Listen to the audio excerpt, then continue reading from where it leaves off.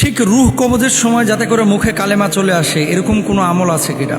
যারা বেশি বেশি মেসওয়াক করেন মৃত্যুর আগে তাদের কালেমা নসিব হয়, 5 ওয়াক্ত নামাজের আগে, ওযুর আগে, ইনশাআল্লাহ হবে আপনারও। যারা সর্বক্ষণ শয়নে স্বপনে যতক্ষণ জীবিত আছে উঠায় বসায় লা ইলাহা ইল্লাল্লাহ লা ইলাহা ইল্লাল্লাহ লা ইলাহা ইল্লাল্লাহ এভাবে জিকির করে, তাদের কালেমা নসিব হওয়ার সম্ভাবনা অনেক বেশি। দুনিয়ার সমস্ত গুনাহ থেকে মুক্ত থাকার চেষ্টা করতে হবে, তাহলে কালেমা আপনার নসিব হবে ইনশাআল্লাহ। নামাজের হেফাজত করতে হবে এবং নবীজি সাল্লাল্লাহু আলাইহি ওয়াসাল্লাম সুন্নাহ মোতাবেক জীবনযাপন করতে হবে। যারা এইভাবে জীবনযাপন করে এদের কালেমা নসিব হবে ইনশাআল্লাহ। মৃত্যু পথযাত্রী যাদের রূহ কবজ হচ্ছে এরকম মানুষের পাশে বসলে আপনি অবশ্যই কালেমার তালকিন করেন। আল্লাহুম্মা সাব্বিত কলবি আলা দীনিক, এই দোয়াটা আপনারা বেশি বেশি পড়বেন যে আল্লাহ দ্বীনের উপর আপনি আমাকে অবিচল রাখেন, অবিচল থাকার তৌফিক দান করেন। ইনশাআল্লাহ রূহ কবজের আগে আপনার কালেমা নসিব হবে ইনশাআল্লাহ। কালেমা নসিব এটা কি একটা আমল বা দুইটা আমলের বিষয়? কালেমা নসিব কাদের হয়? রাসূল আকরাম সাল্লাল্লাহু আলাইহি ওয়াসাল্লাম নিজে বলেছেন যে যার শেষ বাক্য হবে লা ইলাহা ইল্লাল্লাহ সে ব্যক্তি জান্নাতে যাবে। নবীজির হাদিস সত্য। কালেমা নসিব কাদের হবে এবং কোন আমলের কারণে? এটা কোনো এক বা দুইটা আমল না, তবে কিছু আমল যেগুলো কন্টিনিউয়াস আপনি করবেন ইনশাআল্লাহ তাআলা, এবং আল্লাহ তাআলা আপনার এই জবানে কালেমা দিবেন ইনশাআল্লাহ। কি আছে হাদিসের মধ্যে? আচ্ছা, মিন আযমিন নাআমি আইয়ুফাকাল আবদু লিকাউলি লা ইলাহা ইল্লাল্লাহ ইনদাল মাউত, মৃত্যুর সময় লা ইলাহা ইল্লাল্লাহ বলার তৌফিক পাওয়া সবচাইতে বড় নিয়ামতগুলোর একটি। এজন্য এই যে যখন আমরা দেখি যে একজন মানুষের রূহটা কবজ হয়ে যাচ্ছে, তখন আপনার উচিত হচ্ছে তার সামনে কালেমার তালকিন দেওয়া, লা ইলাহা ইল্লাল্লাহ বলা, লা ইলাহা ইল্লাল্লাহ বলা, সূরা ইয়াসিন পড়া। এবং মনে রাখবেন, আপনি যখন রাস্তা দিয়ে হেঁটে যাচ্ছেন দেখবেন অনেক সময় পিছলে আপনি পড়ে যেতে লাগেন, অথবা আপনি গাড়ি ড্রাইভ করতেছেন, হুন্ডা চালাচ্ছেন, গাড়ি চালাচ্ছেন, হঠাৎ অ্যাক্সিডেন্ট হওয়ার মুহূর্ত হয়ে গেছে, তখন আপনার মুখে কোন বাক্যটা আসে দেখেন? যেটা আপনি সবচেয়ে বেশি উচ্চারণ করেন সেটা আসে। কে বলে ও বাবগো, ও মাগো, ইন্না লিল্লাহ, লা ইলাহা ইল্লাল্লাহ। আপনি যেটা উচ্চারণ করেন সেটাই কিন্তু আসে। ধরেন পিছলে পড়ে যাচ্ছেন, দেখবেন ওটাই আসে।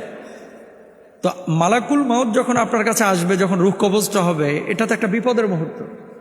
গোটা জীবনটা আপনি যেমনে কাটিয়েছেন, যেভাবে কাটিয়েছেন, ঠিক ওই সময়টায় আপনার মুখে কিন্তু কালেমাটা ওইভাবে আসবে। 2 নম্বর আমল মেসওয়াক করা। আসসিওয়াকু মাতহারুন লিল ফামি মারদাতুন লিল রব, মেসওয়াক মুখকে পবিত্র করে এবং আল্লাহর সন্তুষ্ট অর্জনের মাধ্যম।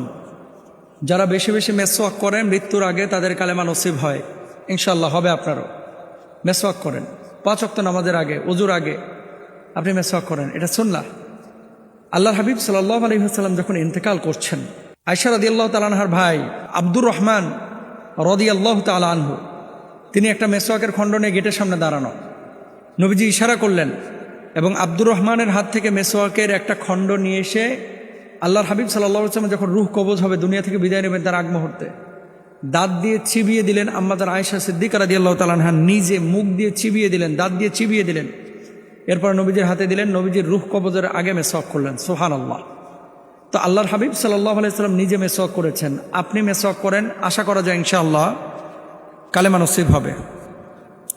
3 নম্বর আমল আফদালুয যিকরি লা ইলাহা ইল্লাল্লাহ, যারা সর্বক্ষণ শয়নে স্বপনে যতক্ষণ জীবিত আছে উঠায় বসায় লা ইলাহা ইল্লাল্লাহ লা ইলাহা ইল্লাল্লাহ লা ইলাহা ইল্লাল্লাহ এভাবে জিকির করে, তাদের কালেমা নসিব হওয়ার সম্ভাবনা অনেক বেশি। এখন আপনি বলেন যে দিনে কতবার আপনি কালেমা পড়তেছেন? আপনি বলবেন যে হুজুর, মুসলমান যখন হয়েছিলাম মক্তবে হুজুরের কাছে একবার কালেমা পড়ছিলাম, আর জিন্দেগিতে পড়ি নাই। এরকম আল্লাহর ওলিও আছে, মাহফিলে গেলে হুজুরের সাথে কালেমা পড়ে আর পড়ে না, আর মক্তবে পড়ছে। আপনার কিভাবে কালেমা নসিব হবে বলেন না ভাই? এই জন্য 3 নম্বর আমল এটা। 4 নম্বর ইত্তাকুল্লাহ ওয়াজতানিবুল মাআসি লাআল্লাকুম তুফলিহুন, দুনিয়ার সমস্ত গুনাহ থেকে মুক্ত থাকার চেষ্টা করতে হবে, তাহলে কালেমা আপনার নসিব হবে ইনশাআল্লাহ।